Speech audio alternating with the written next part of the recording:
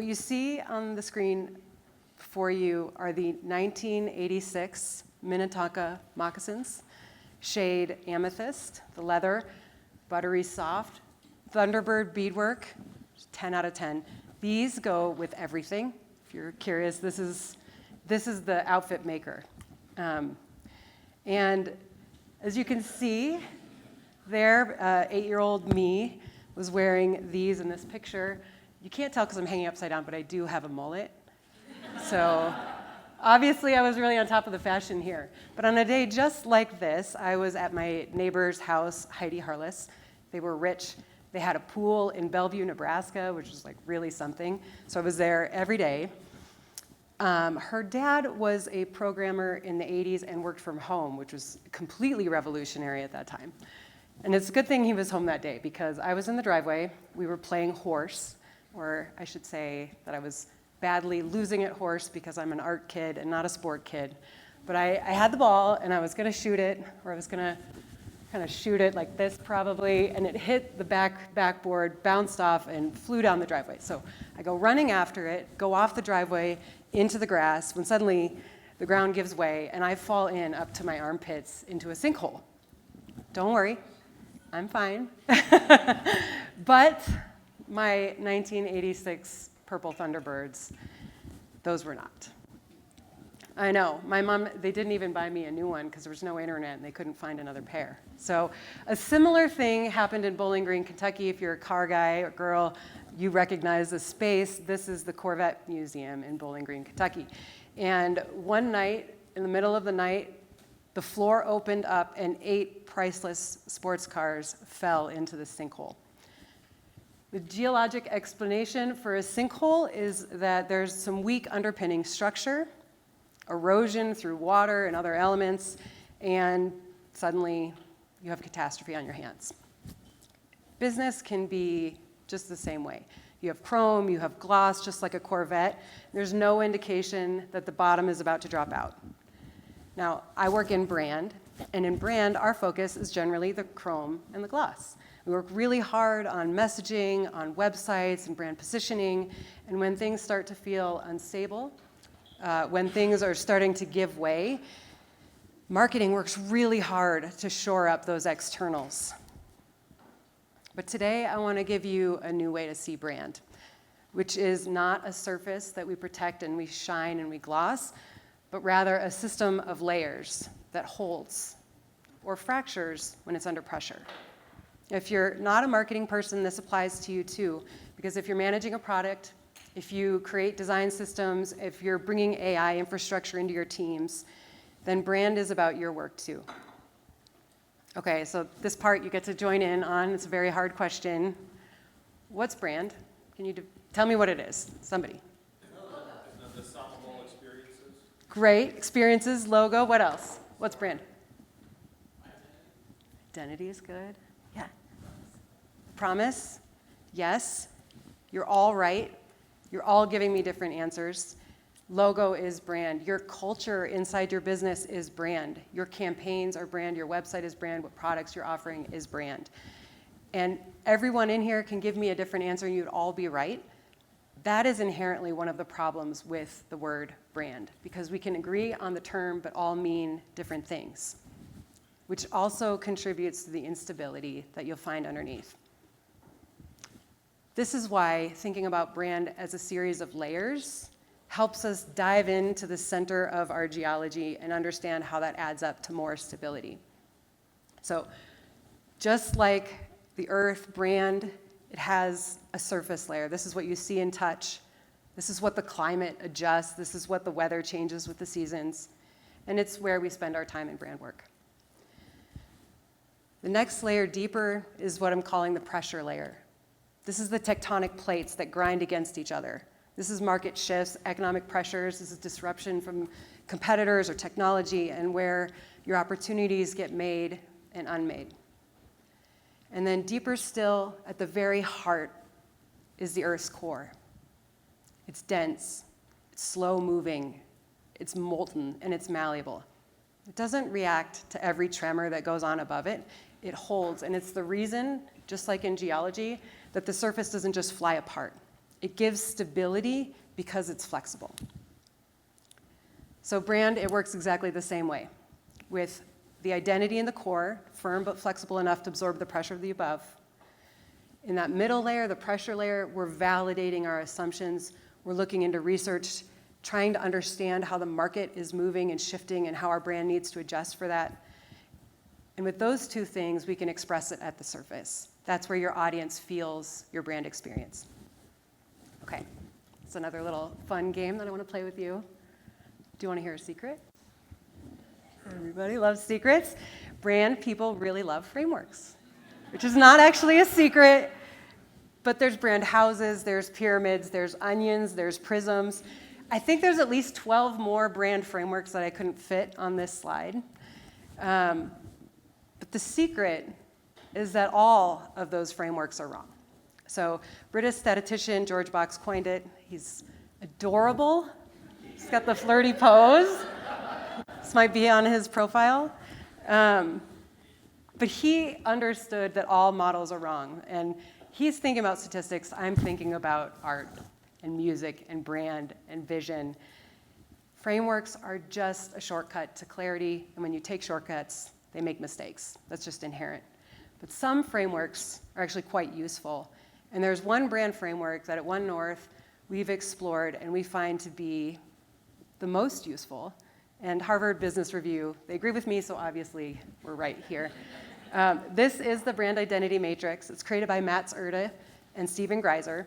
And when HBR first promoted this framework, we investigated it ourselves. We tried it with clients. And actually the One North brand itself is built on this identity framework.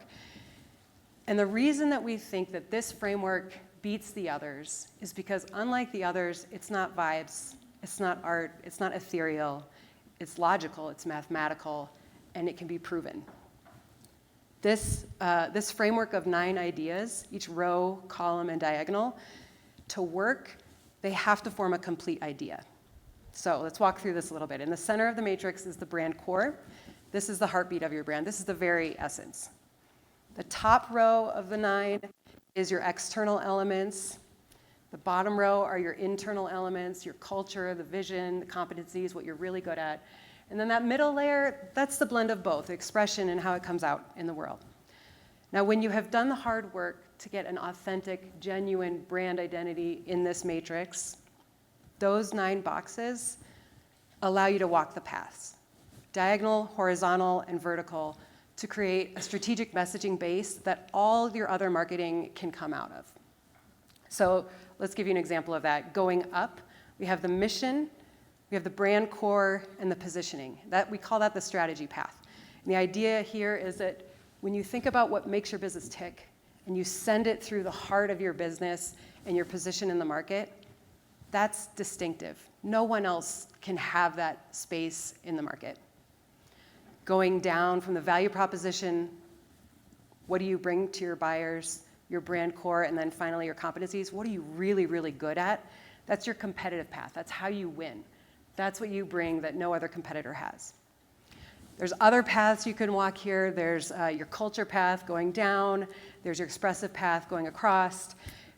The reality is that you can test this, and people, just like Kevin was saying, you have people who come in and like maybe throw rocks, take apart your ideas.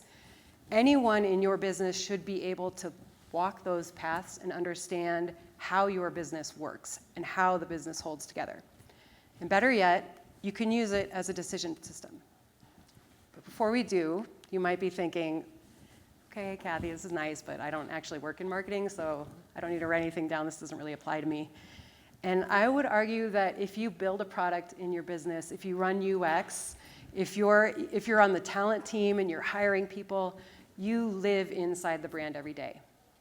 You just might not know what to call it. And when it works, it really works. The salespeople have a story that really sells. You find natural agreement between 2 parties because you're aligned on what the core identity of your business is and what really, really matters. And when there's a fault line, you are feeling that too. It's probably some of the reason you're frustrated at work because you don't know what to call it yet, but one of those 9 boxes might not be functioning or accurate in the way that it needs to be. So the decision system, there's 2. First is a stress test, and it's simple. It goes something like this. What assumption does our business quietly lean on? And what happens if that changes? What happens if AI comes in and starts making our differentiation less important? What if the channel that we rely on to meet our customers just goes away? If that assumption breaks, do we still know who we are, or do we need to go back into the core of our business and adjust for the new market? Peloton, it wasn't just a bike company, but the bike was really, really important. It's a very specific idea. The position and the core identity of this business was all about replacement. It's about leaving the gym behind and creating this high commitment, high value ritual with scheduled rides and a community that centers around your life, that could have a primary place in your home. You don't even need the gym anymore. And the price and the sophistication of the bike itself made that whole experience feel incredibly elevated. They even have morning besties to wake up to pump you up for the rise and grind, and the bike hero at the center. And the assumption that they built their business on was that home is your primary fitness venue. And during COVID, this was destiny. But that quiet assumption, it failed. COVID restrictions ended, gyms reopened, people wanted connection. And now that bike was no longer a lifestyle anchor. When people move back into the real world, they try to adjust their brand as well. They decided to make Peloton not just a thing at home, but a thing that you could take to work, or a thing that you could take in your phone to travel, or on business trips. And that was a smart positioning change, but it was definitely a downgrade. Because if the bike isn't the center anymore, what did the brand mean? Maybe you have a Peloton at home. I heard they're great for holding laundry.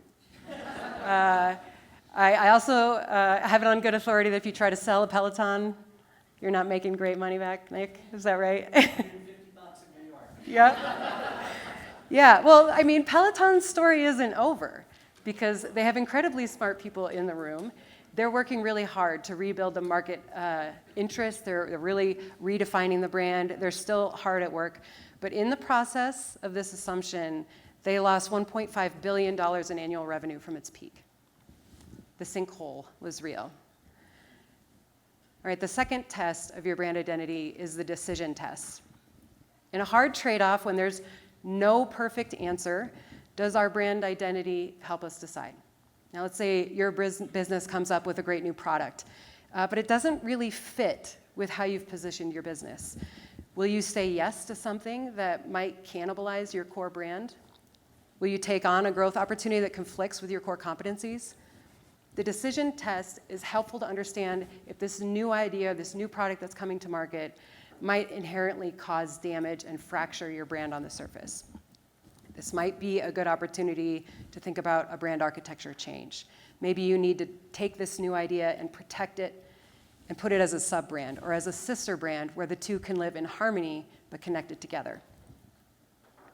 So for nearly a decade, Allbirds, or as the kids say, the Salesforce ones, I believe that's what they're called, was built on this very specific idea that product of footwear was actually made better by being sustainable. So they went through their product and they totally decided to make everything sustainable with big innovations in their technology around product materials. Their brand promise was on climate-conscious comfort. The corporate structure was a B Corp, so they really heavily invested in their community. This was not just a positioning square on their identity box. Okay, this was the entire brand. Everything was about ethical alternatives to fast fashion. But in April, the brand sold, and it began to pivot fully to AI infrastructure, rebranding as Newbird AI. So, are they a shoe company that also does AI infrastructure? Are they a technology company that also sells shoes? Neither. They actually threw away their mission. They threw their brand core away and their product to fully pivot into AI, and I think seemingly just for the stock symbol. Allbirds fell into quite a sinkhole because it changed, not because it changed industries, because you can look at Mitsubishi or GE, I mean, my God, the scale of the products that they offer, they don't even correlate between sport bikes and semiconductors. The disconnect is because the new direction is a complete departure from everything their brand was built around. Now, people in charge of Newbird's AI, they can spend the money, take the time and effort to teach the market a new story about what this company is all about. Kevin likes to say frequently that businesses learn by money, and I think that Newbird's AI will learn by money that this was a very difficult decision that they made, and it's going to take a lot of painful sacrifices to make this brand stand. But it can be done. Peloton and Allbirds, they felt the friction of the market, and they made some decisions. And this friction is what happens in the pressure layer. So let's dive into this pressure layer. This, you learned this in 5th grade geology science classes about the plates that move around and shift, and that earthquakes happen here, and this is how we got the structure of our entire Earth. But what we don't think about is that the plates are moving all the time.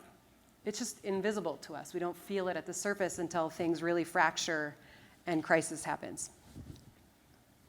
In business, this also is happening all the time. The timeline can be a little slow, except for about 2 years ago when AI absolutely obliterated everything. And now you have 8 to 10 weeks between changes. This is where strategy really meets reality. And this might be what it feels like in business. The anxiety about your business falling behind.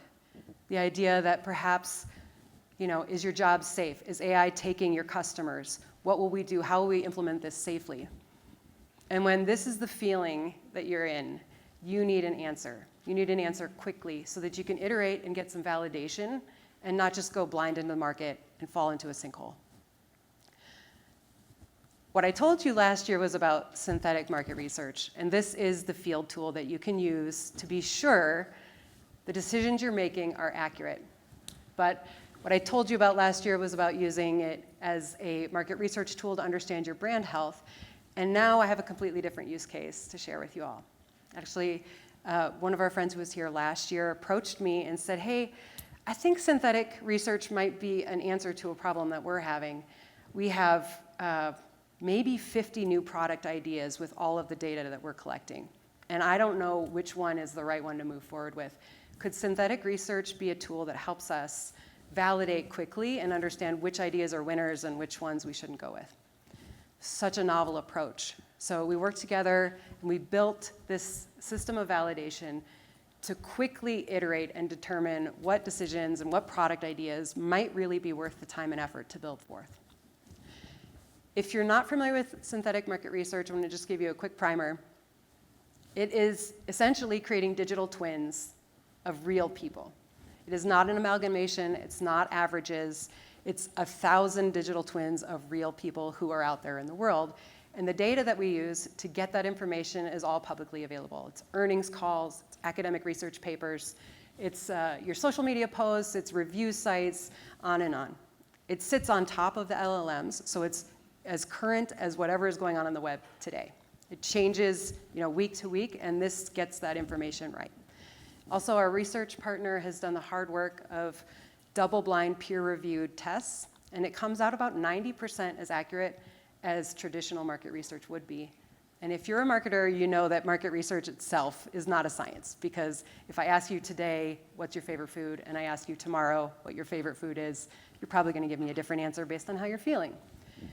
So for our work, 90%, that's as good as we can ask for. The benefit is you can get it done in like a fraction of the time and a fraction of the cost for traditional market research. So back to our validation. If you're asking yourself with a new product, like I have this thing I want to bring to market, what is a value proposition that's really going to resonate with this new set of buyers that I want to learn about? What features matter most to them? Or probably most importantly, how much are they willing to spend on the product that I want to bring to offer? This is a good tool for you. So let's walk through how we set up the methodology. A note on this, there are 4 stages. Each stage is 15 days. You can stop at any time. You could send multiples through. You could do one at a time. You could have whole cohorts, because synthetic people never get tired of answering your questions. It's great.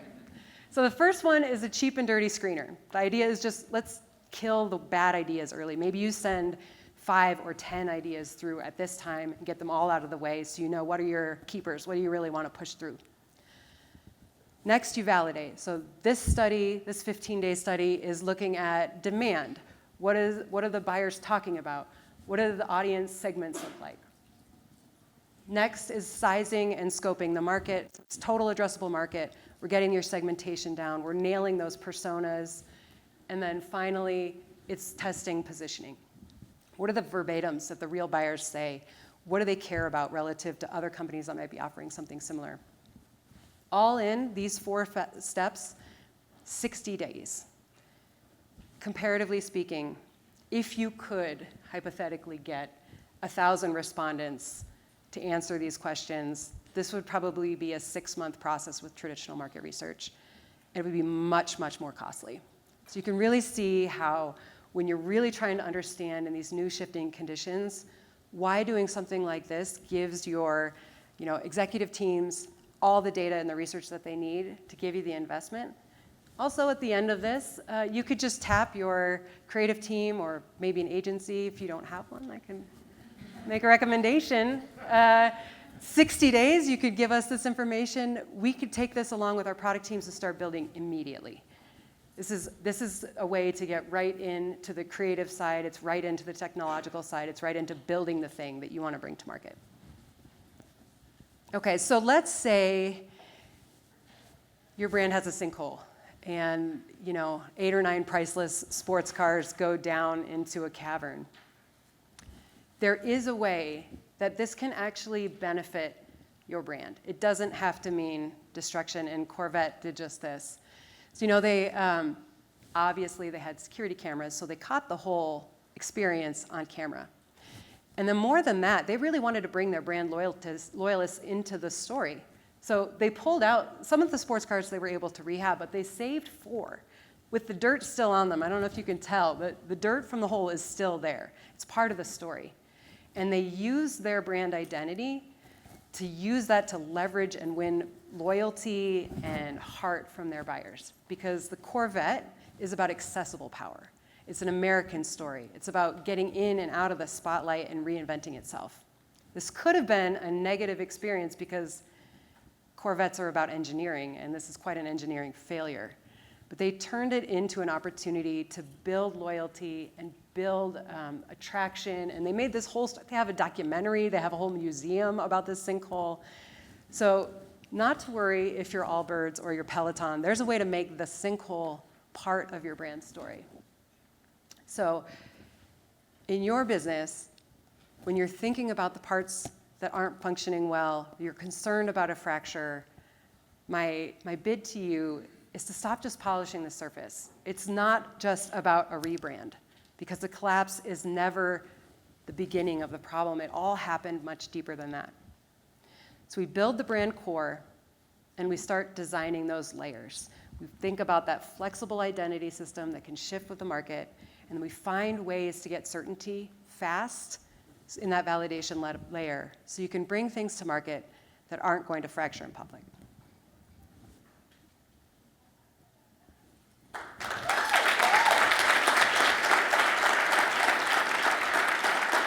I'm up for questions. Yeah. Well done, Mother Earth. All right, any immediate questions for Kathy? Oh, yes. I'm going to go with Danielle first. Thank you, Kathy. That was awesome. How often do you think a firm or business, thanks. How often do you think a firm or a business should proactively look at their brand architecture, sort of evaluate it? Do you think it's something that's driven by market forces, financial performance, or do you think that that should be built into the sort of activity of what we do constantly? Because if you feel like it works, why change it? But I think there's 2 answers to that. I think the brand team and the marketing team who owns this product, this framework, they know it better than anyone else. And they also know when things are starting to not be as relevant. So I think there's some hygiene and housekeeping maybe once a year when you're just checking, maybe if you have these 9 boxes, does this still, like, do our competencies, do our practices really show up in the way they should? Have we, brought in some laterals that are gonna change the way we wanna go to market? That might be a time where you're gonna need to readjust some of those things. The other time when you're really gonna wanna look at this, especially from like a law firm perspective, mergers and acquisitions, major leadership changes, where the heart of the brand is maybe gonna shift. It's gonna change because now we have some new leadership in that think about the firm differently. In a business, AI, I think, is an opportunity for everyone to stop and re-examine and think, where do we wanna put this in our brand core? Does it fit? How does it work with our business? So I'd say hygiene and then at big moments. Yeah. Derek? Thank you. I wanted to say with the Allbirds story, maybe too soon, and that I'm a big fan and had bought. Are you wearing them? No, I'm not today, but I have like 7 pairs that I bought over the years, and I'm still mourning their self-destruction. But I wanted to ask you, you mentioned that they kind of abandoned their brand in the move, but do you feel like maybe they abandoned it sooner than that? Because what I noticed about them is that they went from having one model of shoe to like 20 different ones, and then getting into apparel and all these other things. And it felt like to me like they tried to do too much too fast, and they kind of diluted their brand. So I'm just curious if you can kind of comment on that. Yeah, I think Allbirds is a millennial story. Like, there's a lot of those millennial brands that went direct to consumer and had like a sustainability or greater purpose mission. And Allbirds is just one of many that sort of went to market, found wild success. It was really of the moment. And then I'm sure that they had investors who were asking for more and more growth, and they made some decisions to expand, and you're absolutely right, it diluted the brand. I mean, the decision to sell to this AI company was, I think, more of a profiteer situation than actually a serious brand decision. But now they're a laughingstock, and it's kind of hard to come back from that. Yeah. All right, I'm gonna toss a couple questions out. I got. she had Oh, one. sorry. Oh, Cindy, yeah. Sorry, asking one more question. Yeah. I find it really interesting when you say if you do UX, you live inside the brand. And I just wanted to hear a little bit more about that. I think we distinguish ourselves from brand a lot at Southwest. Historically, our brand has come with a wink and a smile. And so as we think about UX, I think sometimes we think about it, we're very serious. We want to get that customer through to the task. How do we do a better job of incorporating the brand in the right ways? That's a great question. Actually, I'd love Zach to join me on that answer. But the reason is because Zach and I, so Zach Schloss is the senior director of UX and CX strategy. We work together quite a lot. And when it comes to digital products, we work together because the idea of the brand is how it makes you feel. And there is nothing more important to a UX experience or a CX experience than how does your customer feel when they're using it. We really want alignment on that. But Zach, answer that question. Yeah, I would agree. I think it's all the things we just talked about. It's the positioning, it's the go-to-market, it's the delivery, it's how it feels. I think they're intertwined. The experience and the brand are one and the same. Somebody said it. Somebody said the experience is the brand. Yeah. So I think you have to be at the table collaborating. If your market research is telling you that users aren't ready for AI, you need to listen or find ways to kind of slowly introduce it. If your Allbirds aren't selling as well as they used to, maybe you need a redesign or a reposition, or work with brand to think critically about why your users fell in love with you in the first place and how you can bring that home. Yeah. It's not just Allbirds. Nike is also tanking right now. So I think everyone is vulnerable to this. Yeah. So I would just say it's a close collaboration. Yeah. I mean, with Southwest, the wink and a smile vibe, it's distinctive. And I think that there's a way to bring that into the UX without, being corny. It can still give you that sort of elevated, joyful experience when you're using the product. Yeah. So actually, I should pay you $20 because you're going down the path. Heidi, I'm going to pick on you next. Being in the UX design user experience space, do you collaborate with your brand partners, or what do you do with that at Nationwide?